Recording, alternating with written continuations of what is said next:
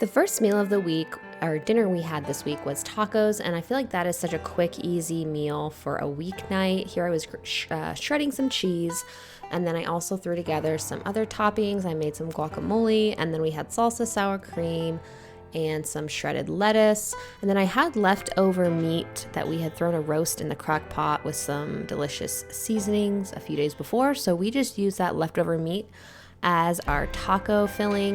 And then I heated up some corn tortillas. These were not homemade corn tortillas, so they weren't near as good. They were a little dry, but we still enjoyed this and it was delicious. The next meal we had this week was steak. Here I'm patting my steak dry, and I'm going to sprinkle it with salt and then rub the salt into the steak. You can dry brine your steak with salt up to several days prior to cooking it. That's actually really delicious, but here I just didn't do that. I just added the salt and let it sit out for a bit to brine in the salt while I got my other items cooking. I got some pasta going, we got some squash roasting, and then whenever you cook steak, you want to let it come to room temperature before you cook it so that it cooks really evenly through. And then of course you want to sear it on a really high heat for maybe 2 to 3 minutes per side, depending on how thick the cut of steak is. And you want to use a good oil or fat that's good at high temperature, since you're going to be searing it at a very high temperature. And then once you've seared it on both sides, that's when you want to add your butter and your garlic and black pepper and other spices to the steak, because if you try to sear your steak with those seasonings on it, it'll just completely burn them, and it will not be very good. And then here's our squash, and we actually grew the squash in our garden this summer. And this meal was delicious. Here you can see it all kind of getting plated up. Definitely one of the highlights of the week was this particular dinner. All right, for our next dinner, I ended up prepping a soup. I did a lentil curry soup, kind of my go-to soup unless I'm doing chili. Here I was chopping up the vegetables I had on hand. I had some potatoes, carrots, onions, and then while I was cutting up these vegetables for soup, I decided to prep a tuna salad. And so I had this fennel that I had gotten from the grocery store, and I used that to also chop my vegetables for the tuna salad.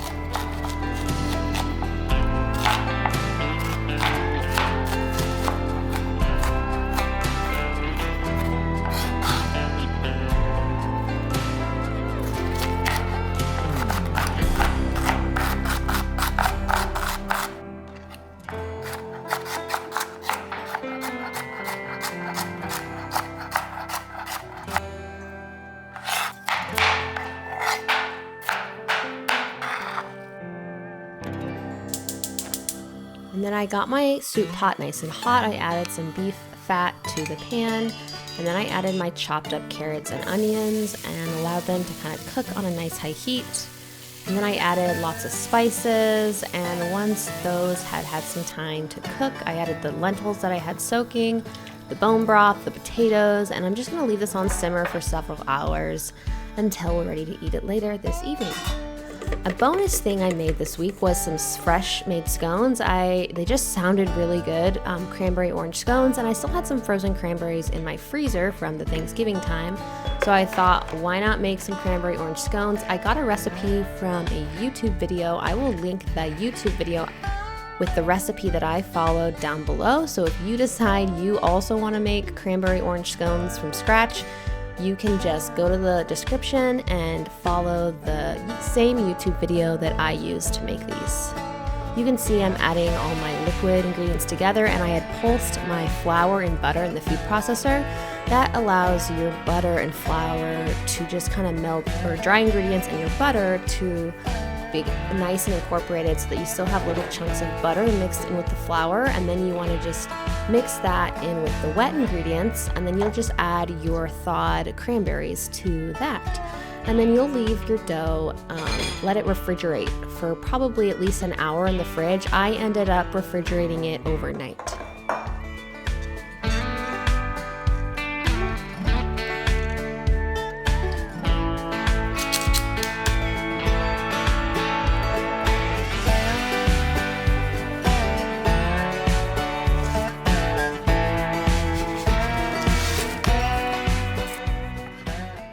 And then while I was in the kitchen, I threw together a couple loaves of bread because I needed more bread. We were getting low. So here I'm just throwing together my basic bread recipe that I just eye the measurements. I just kind of look for the consistency that looks right. I don't normally measure when I'm just making a basic bread loaf. And then this dough will also ferment overnight. All right, it's the next morning, and here you can see this dough is nice and bubbly. It fermented all night. We're gonna form some delicious loaves with this dough, and we're also going to be baking up some of the scones this morning as well.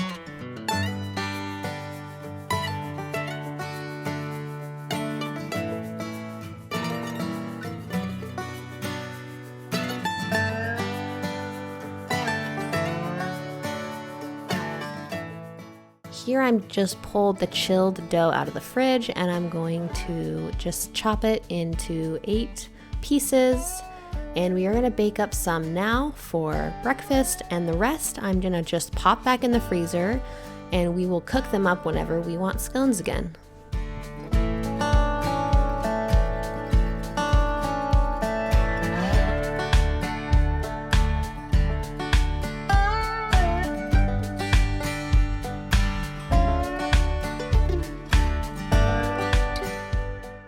And then to give us some protein with our breakfast, I cooked up just some beef sausage and some did like some goat cheese, scrambled eggs. I'll just whip the soft goat cheese into the eggs, and then I'll kind of just do a nice goat cheese scramble.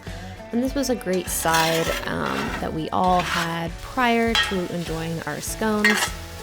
Scones are delicious, but sadly, not quite enough protein to keep one full in the morning. So this was a delicious breakfast, great for the weekend. And these scones smelled so good. The orange really came through. And then we also added, once they had cooled, you can add an orange glaze to the top, and that is totally optional, but it does add a nice little touch.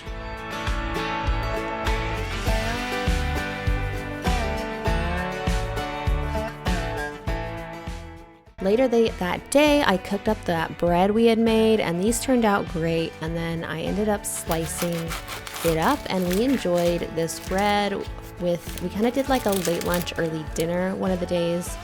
And we ended up eating that tuna salad we had prepped the same day we'd made soup. And here we have the tuna salad that was already in the fridge. We had some lettuce leaves, some pickles, and this sheep manchego is so good. You'll see in the Costco haul later in the video that we bought this at Costco. It was such good cheese. And then here we're just kind of assembling our tuna sandwiches. Last dinner of the week was taco salad. Here I cooked up a couple packs of ground beef. We have pinto beans, green peppers, tomatoes, green onions, all chopped up. And then I have some chili cheese chips that kind of adds a nice flavor, and shredded up iceberg lettuce that we washed and chopped. And here I'm making a quick Thousand Island dressing. You can look up a recipe for this. It's just like mayo, ketchup, lemon juice, paprika. You're supposed to add sweet relish to it, so I didn't have that, so I just used dill pickles and a little bit of sugar, and here it is all mixed together. It was delicious. And here we're gonna just combine it all together, and normally you will add your shredded iceberg lettuce to it, but because we were gonna have leftovers, and once you mix the iceberg lettuce in, it kind of gets soggy, so we just left the iceberg lettuce on the side so that when we had the leftovers, it wouldn't get all soggy with the dressing. This is our first ever Costco haul. I personally have never really been to Costco. This is what we found. They didn't have a good variety on certain items as we were hoping, but this is our first ever Costco haul. Just for full transparency, the total cost was $268. Oh my goodness. So Let's start over here. To start off in the snack section, I'm gonna start with these Simple Mills cheddar crackers. It's a pretty big box. And I've never had these, but you say they're good? Yep. We also have pretty much the same thing, but just a simple plain cracker. That's just in case we ever need a host and do a cheese board. These are Andrew's favorite coconut roll-ups. They got bits of chocolate inside. Moving on. They don't. Oh yeah, they do. They're plain. We have also some guacamole. These are just individual packages for snacks and lunches. Same thing with these beef chopsticks. They just give you a little extra protein. We have a big bag of grain-free cassava flour tortilla chips. These are great for nachos. Moving on to our meats. The first thing we found was some smoked salmon. Obviously, it's Alaskan wild caught. We also got some wild caught Alaskan Pacific cod. This is gonna be great for fish tacos. Moving on, we have some turkey breast, just some great lunch meat options. It's organic and it's oven roasted. This is a great easy lunch. We got some albacore wild tuna. This is gonna be for our tuna salads. Moving on to the produce section, we got these mangoes mostly because they looked really nice and we're hoping that they ripen up well. We got some Brussels sprouts for dinner. They might need a little peel, but they look pretty good. We got some spring mix for salads for dinner. And then moving back over here, we have maple syrup as well as some raw honey. These are gonna be great for baking or for just something on your cereal in the morning. Cereal. We also got some dairy, so manchego cheese. This is a sheep milk cheese. It's pretty big, so this was an investment. So don't look at the price.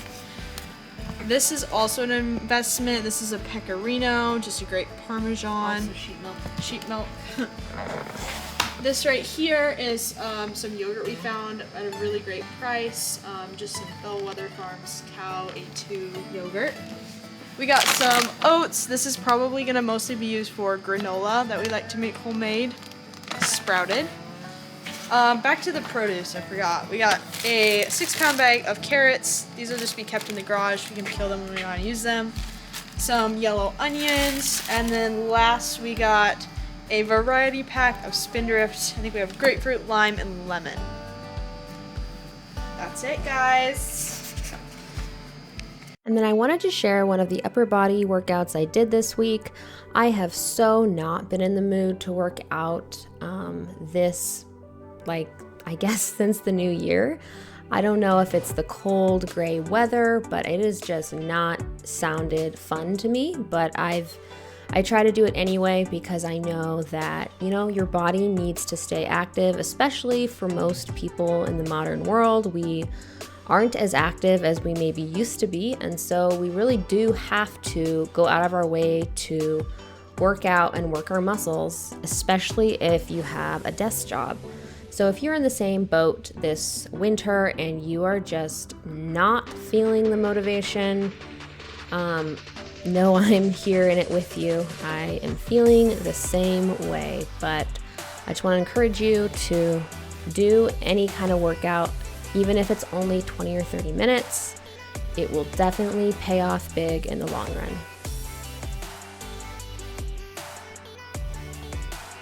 And then here I'm just doing, of course, a little cool down to finish that workout out. I had done, as you can see with the little text box, 3 sets of everything. So again, I did about 4 different movements, and then I did everything 3 times.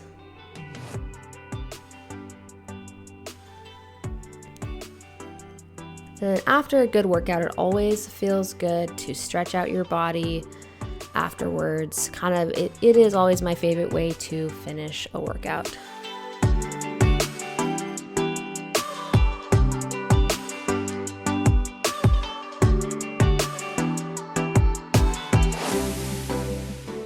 This was like the first sunny day we had had in so long, and so we got outside. I had taken a nice long walk. When I say it's been gray and dark and cold, I mean it has been gray and dark and cold. So we definitely took advantage of the beautiful blue sky, and some of my family members had gone on a run. They are training for a half marathon, so that's what they did, and I just walked while they ran.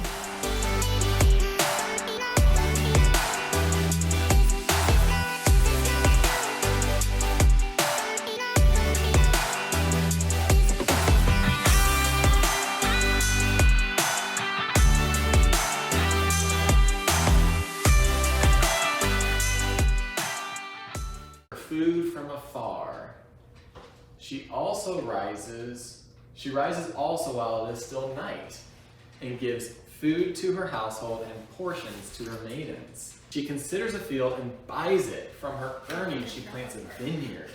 She girds herself. I know. Okay, she girds herself with strength and makes her arms strong.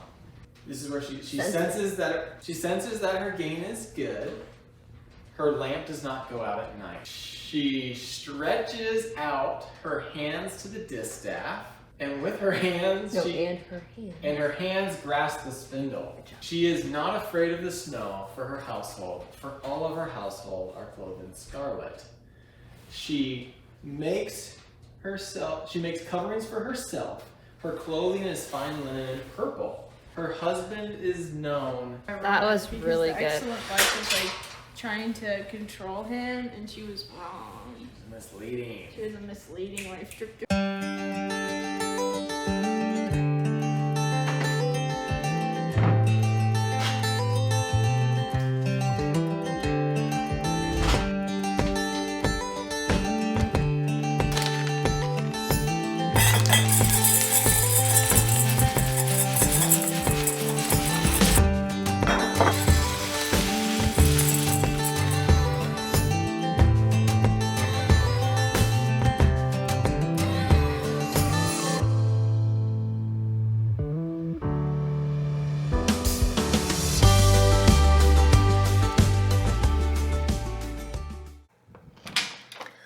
Alright guys, we're gonna go through the pantry that I just cleaned up.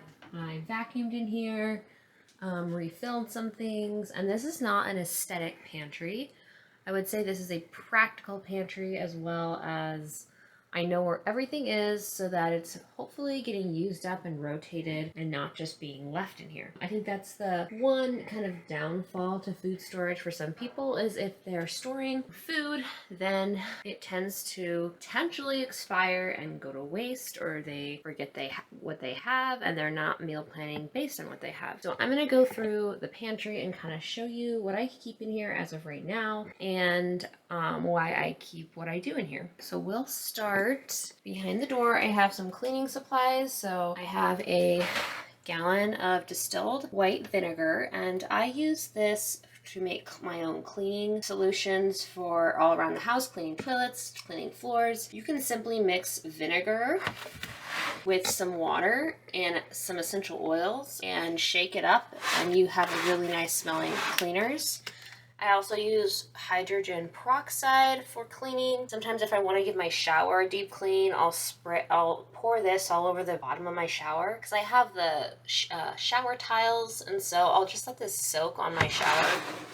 I also have this floor cleaner. I normally wouldn't buy floor cleaner. It's just like I think a soap specific for floors, but it was on sale for like $4 or something crazy, and I was like, well, I guess I might as well have floor cleaner. This will last me like forever in case I ever want to mop the floors. So, and then in here, this is just all-purpose flour, kind of like your basic.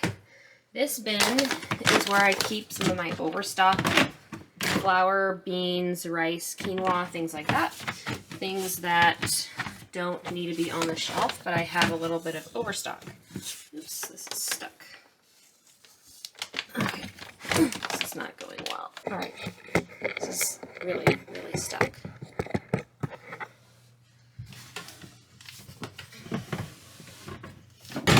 All right, there we go.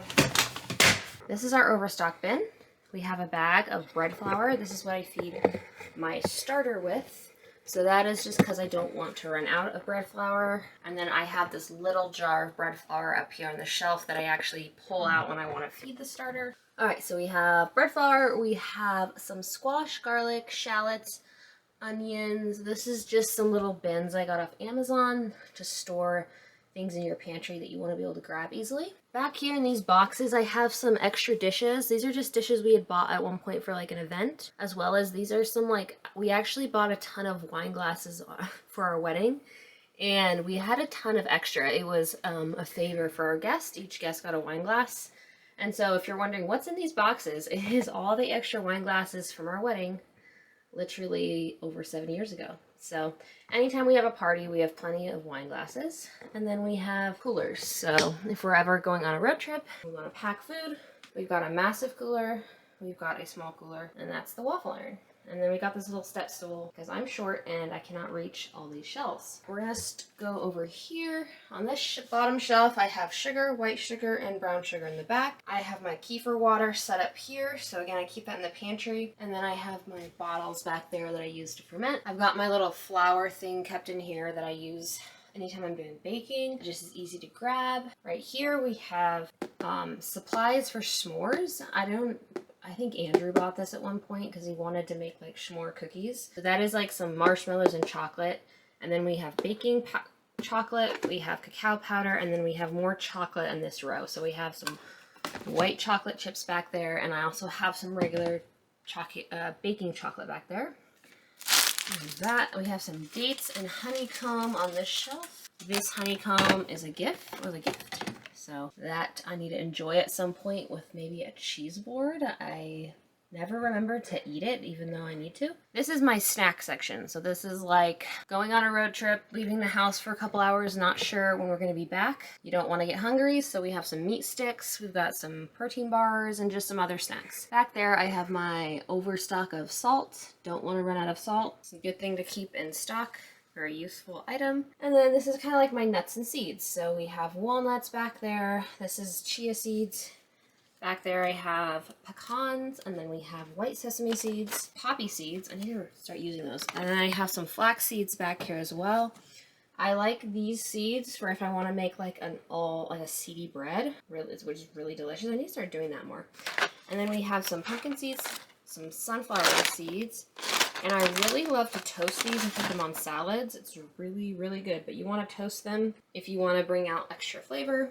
And then here we just have what I call my baking bin. It's literally a bunch of extra baking supplies. So like extra spices, baking powder, baking soda, cornstarch, things that like I don't use unless I'm baking. I think I have some vanilla beans back there. We have electrolytes in this corner and some protein powder.